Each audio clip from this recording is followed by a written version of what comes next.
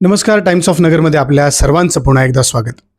आज आपण नवीन नेतृत्वासोबत चर्चा करायला आलो आहोत आणि ज्यांचं वय आता साधारणतः 47-48 असेल, त्याच्यामधलं अर्ध आयुष्य ज्यांनी राजकारणासाठी आणि लोकांच्या समाजसेवेसाठी घातलं ते मुदस्सर शेख आपल्यासोबत आहेत.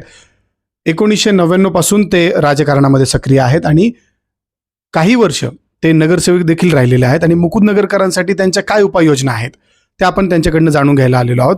ते ओबीसी प्रवर्गातून उमेदवारी देखील करत आहेत. मुदस्सर मेंबर, तुमचं टाइम्स ऑफ नगरमध्ये हार्दिक स्वागत.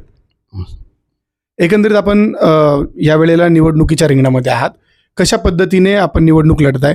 1999 पासून आपण सक्रिय आहात. 2003ला निवडणूक लढवलेली आहे. त्यावेळेसचा अनुभव आणि आता आजचा अनुभव याच्यामध्ये काय फरक आहे? नाही, फरक काहीच नाही आहे. राजकारणामध्ये आपल्याला आपलं काम करायचं असतं. लोकांच्या गाठीभेटी घेणे, आपलं विजन आहे, लोकांना समजून देणे आणि मत मागणे. तेव्हा पण तेच होतं, आता पण तेच आहे. फक्त त्याच्यामध्ये ॲडिशनल एक थोडा पैशाचा भाग चालू झालेला आहे. बाकी दुसरं काही फरक नाही त्याच्यामध्ये.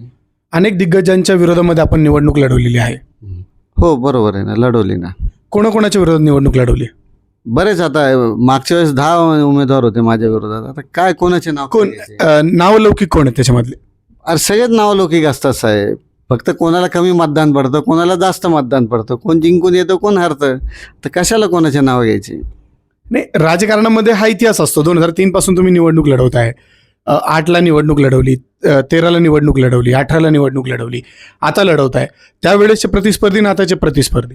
नाही, थोडं तुम्हाला दुरुस्त करतो. 2003 पासून मी माझी पहिली निवडणूक 99मध्ये लढवली होती आणि ती पण अपक्ष लढून ती निवडणूक मी जिंकली होती. त्यावेळेस ग्रामपंचायत होती. त्यावेळेस ग्रामपंचायत होती आणि त्यानंतर मग नगरपालिका झाली. महानगरपालिका 2004मध्ये निवडणूक ती पण लढवली मी, ती पण जिंकली होती. मी माझ्या आयुष्यात 2 निवडणूक जिंकलेल्या आहेत आणि 3-4 हरलेलो आहे मी. सर्वात तरुण नगरसेवक आपण होतात. सर्वात तरुण म्हणजे मी होतो, संदीप कोतकर असे होते बरेच. परंतु ज्याला राजकीय वारसा नाही, म्हणजे आई वडील किंवा काका वगैरे असं राजकारणात नसलेला, एक विदाऊट राजकीय वारसा असलेला मी होतो. आपण सुशिक्षित नेतृत्व आहात, आपण ग्रॅज्युएट आहात. मुकुंदनगरकरांसाठी कशा उपाययोजना आपल्या असणार आहेत? मुकुंदनगरसाठी म्हणजे प्रामुख्याने आता नागरिकांच्या ज्या गरजा आहेत, ज्यावेळेस मी प्रथमतः निवडून आलो होतो त्यावेळेसच्या गरजा वेगळ्या होत्या. त्यावेळेस इथे रस्ते, लाईट, पाणी सगळ्याच होत्या. ड्रेनेजची समस्या फार होती. तर आता पण वेगवेगळ्या समस्या आहेत नागरिकांना. आता त्याच्यापेक्षा थोडं ॲडिशनल पण हे, कारण इथं सांस्कृतिक भवन नाही आहे, ज्या गोरगरिबांचे लग्न करण्यासाठी मंगल कार्यालय नाही आहे इथं. अशा बरेच आपण त्याच्यावर कधी आवाज उठवला? आवाज उठवलेला आहे मी. बरेच प्रयत्न केलेले, खासदार किंवा आमदार निधीत MLC मधलं तांबे म्हणा किंवा दुसरे जे आपल्या भागातनं निवडून गेलेले आहेत त्यांच्याकडे मी बराच पाठपुरावा केला का आपल्या भागात एखादं सांस्कृतिक भवन व्हावं का, जेणेकरून गोरगरिबांचे लग्न कार्यासाठी एखादी जागा होऊन जाईल का, जे कमी पैशामध्ये एखाद्या मुलीचा बाप आपल्या मुलीचं लग्न करून देऊ शकतो.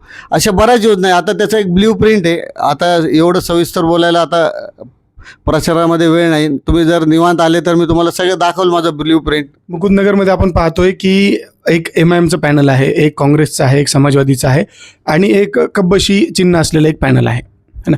4 पॅनल आहेत. त्या सर्वांमध्ये तुम्ही वेगळे आहेत, तुम्ही अपक्ष आहेत. हां, कारण काय माहिती का, मी केली, दुसऱ्या पक्षांकडे पण मागणी केली होती माझ्या उमेदवारीची, त्यांनी नाही दिली म्हणून मी माझे अपक्ष लढतोय. 2003ला तुम्ही काँग्रेसचे होते.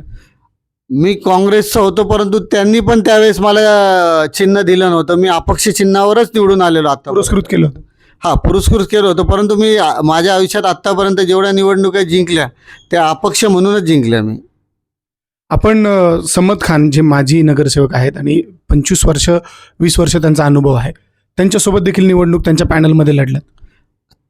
हां, ते माझ्या पॅनलमध्ये होते का मी त्यांच्या पॅनलमध्ये होते, ते भाग वेगळा आहे. परंतु आम्ही सोबत निवडणूक लढलेलो आहे. पॅनल कोणाचं होतं?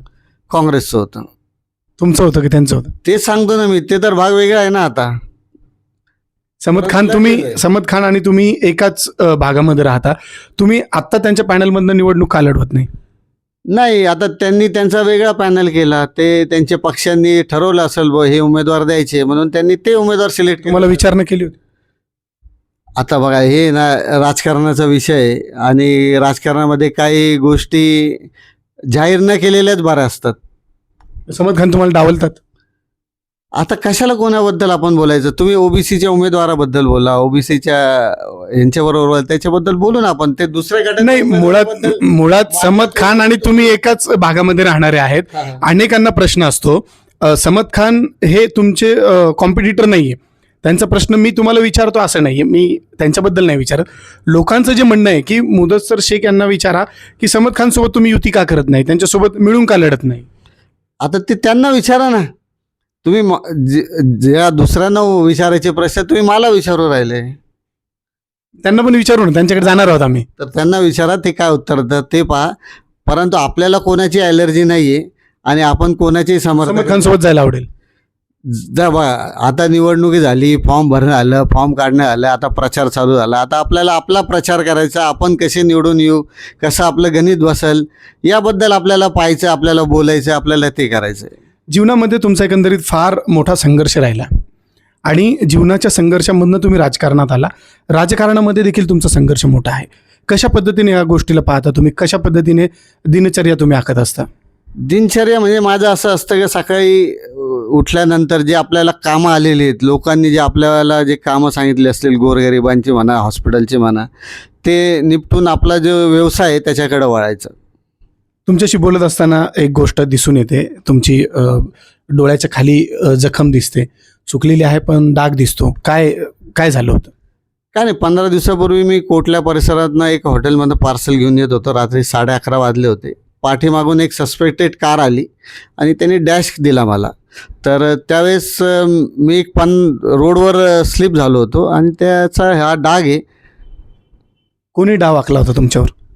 आता ते मी ना त्या संदर्भात रीतसर SP ऑफिसमध्ये एक लेखी अर्ज दिलेला आहे. वेळ, ठिकाण सगळं त्याच्यामध्ये नमूद केलेलं आहे आणि मला पोलीस प्रशासनावर भरोसा आहे का पोलीस प्रशासन नक्की त्या ज्या आहे कार चालक, ते कोणत्या उद्देशाने मला त्यांनी डॅश दिला किंवा चुकीने दिला, हा सगळं तपास करून ते समोर आणतील असा मला पोलीस प्रशासनावर विश्वास आहे. आणि त्यांनी नाही आणला तर मी त्यांच्या पाठीमागे लागून वेळ पडली तर आंदोलन करून त्याचा तपास लावायलाच लावल. कारण आता तर ते वेळ नाही आहे का पोलीस प्रशासनाकडे जा, आपण आंदोलनाचा इशारा द्या किंवा आंदोलन करा. कारण आता तर लोकांसमोर जायचा वेळ आहे. नाही, एकंदरीत तुम्हाला तुमच्यासोबत जे घडलं, तुमच्यावर जो हल्ला झाला त्याचा नक्कीच आम्ही निषेध करतो की एक सुसंस्कृत महाराष्ट्रामध्ये, सुसंस्कृत जो महाराष्ट्र आहे त्यामध्ये ह्या सगळ्या गोष्टी ह्या नाही झाल्या पाहिजे. कोणत्या उमेदवारावर दबाव नाही आणला पाहिजे. परंतु ह्याच्या पलीकडची जर भूमिका आपण पाहिली तर लोक असं म्हणतात की मुदस्सर शेख यांना स्टंट शिवाय काही काम नाही. हा तुम्हीच बनाव केलेला स्टंट आहे असं लोक म्हणतात. मी जर बनाव केला तर मी अर्ज दिला नसता SP ऑफिसला. मी फक्त मीडियामध्ये बोललो असतो. मी रीतसर SP ऑफिसमध्ये जाऊन तक्रार अर्ज दिलेला आहे आणि जर मी असा अर्ज दिला तर पोलीस माझ्यावर गुन्हा दाखल करतील. आणि तिथं प्रत्यक्षदर्शी फार लोक होते. मी आता आपल्या मीडियासमोर सांगतो का त्याच्यामध्ये आपल्या पाण्याच्या टाकीसमोर जे प्लंबिंगचं दुकान आहे तिथलचा एक मुलगा होता. मग टॉप अप पेट्रोल पंप समोर चहा पाणी म्हणून एक चहाचं दुकान आहे ते, आणि त्याची वाईफ पण येत होती. त्यांच्यासमोर माझा ॲक्सिडेंट झाला आणि तिथं बरेच नागरिक जमा झाले तर होते. लोकांनी त्या कारवाल्याला, चारचाकी वाहनाला अडवलं नाही, थांबवलं नाही. हे पहा, जेव्हा ॲक्सिडेंट झाला तेव्हा माझा पूर्ण अर्धा भाग सुंद झाला होता, मला मार लागल्यामुळे. तर मला त्यावेळेस किमान अर्धा तास तरी काही सुचत नव्हतं. तर काय झालं, का थांबवलं, का नाही थांबवलं हे मी आत्ता नाही सांगू शकत. परंतु ते महानगरपालिकेचे SP ऑफिसचे CCTV आहेत. पोलीस प्रशासनाने ते CCTV काढावेत, संबंधित कार चालकाला अटक करावी आणि त्याच्याकडनं पूर्ण तपास करून हे करावं विषय. एकंदरीत आपण पाहतो की प्रत्येक उमेदवार स्वतःचं भविष्य आजमावण्यासाठी हा मैदानात असतो. आपण देखील स्वतःचं भविष्य आजमावत आहे, आपल्याला आमच्याकडनं शुभेच्छा. परंतु आपल्यावर असा आरोप होतो की आपण कुठंतरी एका उमेदवाराला फायदा होण्यासाठी आपण उभा राहता आणि कुठंतरी सेटलमेंट करता मतदान खाता, असा आपल्यावर आरोप आहे. याच्यावर काय आपलं स्पष्टीकरण असेल? आधी तर तुम्हाला तुमचा प्रश्न दुरुस्त करतो. मी भविष्यासाठी मी इलेक्शनला उभा नाही आहे. कारण माझी लाईफ सेटल आहे. जरी मी माझे आईवडील माझ्या लहानपणीच वारले असेल तरी मी माझा बिझनेस माझा सेट केलेला आहे. माझी वाईफ डॉक्टर आहे, माझा वाईफचा क्लिनिक आहे, माझा स्वतःचा व्यवसाय आहे, ट्रॅव्हल्सचा बिझनेस आहे, जागा खरेदी विक्रीचा व्यवसाय आहे, माझी श्रीरामपूर MIDCमध्ये जागा आहे, पुण्यामध्ये फ्लॅट आहे, माझं भरपूर आहे, मला सेटल आहेत. मला काय काही या निवडून आल्यानंतर त्या इलेक्शनच्या पैशाची मला काही गरज नाही. मी हे जे उभं राहिलो लोकांसाठी उभं राहिलो, कारण माझ्याकडं बरेच नागरिक बरेच प्रश्न घेऊन येतात. त्यांचे प्रश्न मार्गी लावण्यासाठी एक पदाची आवश्यकता असते.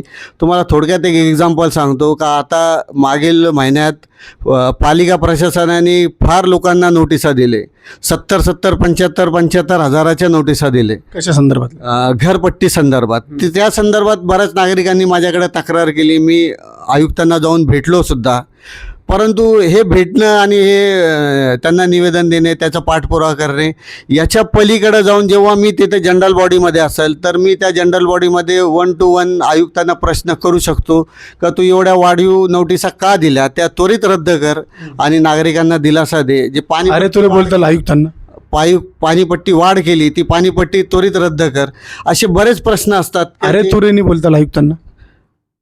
अरे तुरेने म्हणजे कळलं नाही मला तुमचा प्रश्न. तुम्ही असं म्हणता की आयुक्तांना म्हणेल की हे कर ते कर, अरे तुरेची भाषा वापरा. नागरिकांसाठी मला कोणत्याही स्तरापर्यंत जावं लागलं तर मी जाईल, नागरिकांचे प्रश्न मार्गी लावील, त्यांना तुम्ही त्यांच्या सुशिक्षित आहात, अरे तुरेची भाषा वापरताल. ऐका ना. काय संदेश तुम्ही देताल? हे पहा, तुम्ही कसं असता बोलताना एखाद्या वेळेस जी मागं पुढं झाली असेल तर त्याचा भाग वेगळा आहे. परंतु चालाकीने उत्तर देता तुम्ही विचारलेल्या प्रश्नाची ना मला उत्तर देऊन जा. तुम्ही अर्ध्यातच घेतात आणि परत दुसरा प्रश्न चालू करता. तर आधी ज्या मध्ये प्रश्न मध्ये विचारलेला मध्ये आहे ना, म्हणजे आयुक्तांच्या संदर्भातला आधी जो आयुक्तांच्या प्रश्न संदर्भात विचारलेला ते तुम्ही बोलताय ना, ऐका ना, त्याच्यामुळे मी फक्त तुम्हाला 1 मिनिट थांबून सांगितलं की नाही. तुम्ही अरे तुरेनीची भाषा आयुक्तांना वापरताल का? बघा 1 मिनिट ऐका. मी तुम्हाला हे काय सांगतो का तुम्ही जे प्रश्न विचारला ना त्या प्रश्नाचं उत्तर होऊन द्या. उत्तर झाल्यानंतर तुम्ही त्याच्यामध्ये काय माझ्या बोलण्यामध्ये चुकी निघाली, माझी जीभ घासरली, काय झालं तर त्याच्यानंतर तुम्ही सांगा. काय होतं माहिती का, माणसाची जी उत्तर देण्याची लिंक आहे ना ती तुटून जाते. आयुक्तांना जे त्यांचे जे खुर्ची आहे ते खुर्चीचा तर आपण हे सन्मान करणारच, परंतु त्यांनी काम नाही केलं तर त्यांना दुसरी भाषा सांगून सुद्धा काम करून घ्यावं लागेल. हे याच्यामध्ये एक संदेश दिला मी. नक्कीच आपल्याला अनुभव आहे की कसं कोणासोबत काम करून घ्यायचं आणि कसं कोणाशी बोलायचं. नक्कीच त्या पद्धतीने आपण काम करताल. पण आजची परिस्थिती मुकुंदनगरची आपण पाहताय तर काय वाटतं, मुकुंदनगरकरांना कोणत्या गोष्टींची गरज आहे सध्या? कशा पद्धतीचा विकास मुकुंदनगरमध्ये अपेक्षित आहे आपल्याला? आता तर सगळ्याच पद्धतीची गरज आहे. तुम्ही पाहिले तर तिन्ही प्रमुख रस्ते त्यांची अवस्था बिकट आहे. मुकुंदनगरमध्ये येताना हे तिन्ही प्रमुख रस्त्यांचं आहे. ही पाण्याची टाकी ही माझ्या कार्यकाळात मंजूर झाली होती. काम दुसऱ्या कार्यकाळात चालू झालं, त्या भाग वेगळा आहे. परंतु जेव्हा मंजूर झाली होती त्यावेळेस तेथे एक स्टोरेज टाकी होती. स्टोरेज टाकीचा अर्थ असा होता का वसंत टेकडीवरून येणाऱ्या ते खालच्या टाकीमध्ये पाणी जमा होणार आणि मग पंपिंग होऊन वरती चढणार. परंतु तसं न होता त्यांनी डायरेक्ट पाईप आणून वरच्या टाकीमध्ये जॉईंट केला. म्हणजे ते असं झालं का विदाऊट मोटर ते पाणी चढतंय, ते फार स्लो पद्धतीने चढतं. म्हणजे जी टाकी 2 तासात भरायला पाहिजे ती टाकी 20-20 तास भरत नाही. त्याच्यामुळे पाणीचा जे प्रश्न आहे ना ते अजून गंभीर झाला. जे 2 दिवसाचं पाणी 4 दिवसाला 8 दिवसाला जातं, तर ते होऊ नये. स्टोरेज टाकी झाली तर लोकांना दररोज 2 वेळेस पाणी येईल अशा पद्धतीने ते नियोजन केलं होतं. ते झालं नाही. तर ते एक प्रामुख्याने ते एक करायचं. दुसरं आता थोड्या वेळापूर्वी सांगितलं सांस्कृतिक भवनचा एक कार्यक्रम वेळ इथं म्हणजे आवश्यकता आहे, गरज आहे, ते करून घ्यायचं आहे. असे बरेच प्रश्न आहे. आता खाली सहारा सिटीच्या खाली गेल्यानंतर तिथं एक डेव्हलपिंग एरिया होऊ राहिला, त्या भागाला रस्ते आहे, वीज आहे, ड्रेनेज लाईन आहे. असे बरेच प्रश्न माझ्याकडे आलेले आहेत आणि इंशाल्लाह जीत के आने के बाद हर एक प्रश्न पे आवाज उठा के काम पूरा करके लेंगे. आजची एक महत्त्वाची बातमी आहे. मुकुंदनगरमध्ये MIM पक्ष हा सक्रिय आहे आणि कुठंतरी त्यांना भाजपची बी टीम असं म्हटलं जातं. आज एका ठिकाणी भाजप आणि MIM एकत्र आलेले, याला आपण कसं पाहता? आता ते पक्षाचा अजेंडा आहे, ते त्यांच्या पक्षाप्रमाणे अजेंडाप्रमाणे चालतात. त्याच्याबद्दल आपण काय बोलणार? मोठा पक्ष आहे तो MIM. हा, भाजप पण मोठा पक्ष आहे. मोठ्या पक्षावर माझ्या लहान कार्यकर्त्यांनी बोलणं बरं नाही होणार. तुम्हाला एकंदरीत काय वाटतं? आता जे सामान्य MIM ला भाजपची बी टीम असं म्हणतात. आता ऐका ना, जे सामान्य नागरिकाला वाटतं तेच मला वाटतं. आता काय वाटतं का ते मोठे पक्ष आहे, आपण त्याच्याबद्दल काय बोलणार? बी टीम असं मानता? तेच सांगतो ना मी, भाजप MIM हे मोठे पक्ष आहे. मोठ्या पक्षाबद्दल मुदस्सर शेख यांना भविष्यात जर एखाद्या पक्षामध्ये जायची संधी मिळाली तर भाजपमध्ये जाल की MIM मध्ये जाल? मी भाजपमध्ये पण जाणार नाही आणि MIM मध्ये पण जाणार नाही. दोघांमधनं एखादं जर तुम्हाला निवडायचं असेल तर? मी सांगतो ना, मी भाजपमध्ये पण जाणार नाही आणि MIM-मध्ये पण जाणार नाही. मी अपक्ष होतो, अपक्ष आहे आणि अपक्ष राहणार. तुमच्यावर दबाव आणण्याचा प्रयत्न होतो, तुम्हाला उमेदवारी मागं घ्या असं म्हणण्याचा देखील प्रयत्न होतो. काही लोकांवर दबाव आला, काही लोक मैदान सोडून पळाली, असं देखील एक चित्र शहरामध्ये चर्चा आहे. तुम्हाला दबाव आणण्याचा कधी प्रयत्न झाला? माझ्यावर दबाव आणण्याचा प्रयत्न होणे न होणे हे माझ्यासाठी फार किरकोळ गोष्ट आहे. मी चांगल्या चांगल्या दिग्गजांच्या विरोधात निवडणूक लढवून इथेच आहे आज. मी कुठं पडून नाही गेलो. आणि याच्या कोण कोण पुढे दिग्गज होते तिला? ऐका ना, याच्या पुढे जाऊन सांगतो. ज्यावेळेस महापौरचे इलेक्शन होते, मी जेव्हा नगरसेवक होतो, त्यावेळेस आम्ही कुठे गेलो नाही. मतदान करून आम्ही इथंच थांबलो. मतदानाच्या वेळी पण इथं होतं, पूर्वी पण इथं होतं, नंतर पण इथंच होतो. त्यावेळेस गेलो नाही तर हे नगरसेवकच्या इलेक्शनला काय जाणार इकडे तिकडे. एकंदरीत आपण अनेक मोठमोठ्या दिग्गजांच्या विरोधामध्ये निवडणूक लढवली. समद खान यांच्या देखील विरोधात निवडणूक हा, लढवली. लढवली ना मी. 2008-9 ची जे इलेक्शन आहे त्याच्या विरोधात लढवली मी. किती मतांनी पराभव झाला? 1400 मतांनी माझा पराभव झाला. फार थोड्या मतांनी माझा पराभव झाला. तुम्हाला त्यावेळेला आपल्यासोबत असलेलं नेतृत्व म्हणजे समद खान होतं, त्यांच्या विरोधामध्ये निवडणूक लढवायला असं कधी हे वाटलं नाही? नेतृत्व नाही, ते माझ्यासोबत होता, मित्र होता. ते माझा नेतृत्व नव्हता, मित्र होता. आणि मित्राच्या विरोधात मी निवडणूक लढवली. त्याच्या विरोधात कसा अनुभव आला त्यावेळेस? ते सांगतो ना, निवडणुकीच्या पुरती, त्याच्यानंतर आपलं रुटीन काम करायचं असतं. ते निवडणूक घेऊन जर मी बसलो असतो तर डिप्रेशनमध्ये गेलो असतो. का बो नगरसेवक हे पडलो, हे झालो का. बरेच लोक जातात डिप्रेशनमध्ये. आपला तसा विषय नाही आहे. निवडणुकीपुरती लढवायची, त्याच्यानंतर आपल्या कामाला लागायचं. आपल्याकडे जे नागरिक कामं घेऊन येतात, माझ्या विरोधात काम करणारे कामं घेऊन येतात, आज पण घेऊन येतात. करता तुम्ही त्यांची कामं? हां, करतो मी काम. कारण मी जे मानतो ना का वो हे जे आपल्याला पद आहे, हे आता थोड़ा हिंदीत बोलतो क्या भाई, जो अपने को दिया ऊपर वाले ने नवाजा, और ऊपर वाले ने अपना काम देख के नहीं दिया था अपने को. मैं 21 साल का था, किसी का 5 पैसे का काम नहीं करते हुए ऊपर वाले ने मेरे को पहला इलेक्शन, दूसरा इलेक्शन जिताया. तो भाई जैसा उसने अपने को जिताया, अपना भी काम है कि अपने पास काम लेके आने वाले का काम करना. नक्कीच हे होते मुदस्सर शेख आणि फार कमी वयामध्ये त्यांना राजकारणामध्ये संधी मिळाली आणि फार कमी वयामध्ये त्यांनी लोकांच्यासाठी काम केलं. आज देखील ते निवडणुकीच्या रिंगणामध्ये आहे आणि आज देखील ते अपक्ष उमेदवार म्हणून निवडणूक लढवत आहेत. नक्कीच अशा पुन्हा एका नवीन व्यक्तीसोबत पुन्हा एकदा भेटूया. त्यासाठी पाहत राहा टाइम्स ऑफ नगर.